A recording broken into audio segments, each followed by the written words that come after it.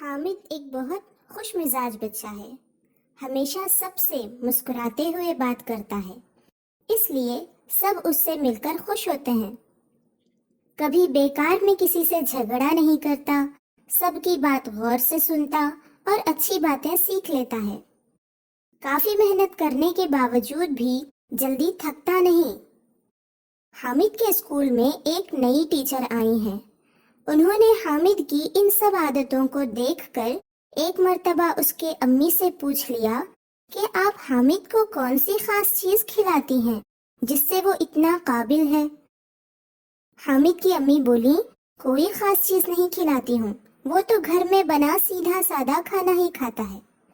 Teacher نے کہا، کوئی تو وجہ ہوگی جو حامد سب بچوں سے الگ ہے۔ حامد کی امی نے کہا، ایک مرتبہ میں جمعہ کے دن سورہ یاسین پڑھ رہی تھی تو حامد نے آ کر مجھ سے اس سورہ کے بارے میں پوچھا۔ میں نے اسے بتایا کہ ہر چیز کا ایک دل ہے اور قرآن کا دل سورہ یاسین ہے۔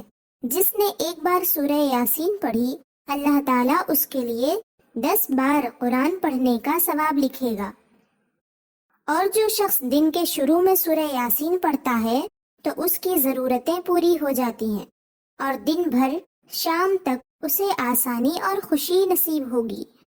اور جو شخص رات کے وقت پڑھے گا اسے رات بھر صبح تک آسانی اور خوشی رہے گی۔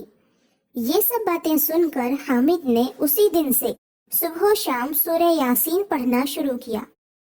اس کا اللہ پر ایمان بہت مضبوط ہے، اسی لیے اس کا مزاج ایسا ہے کہ وہ بہت سے بچوں سے الگ نظر آتا ہے۔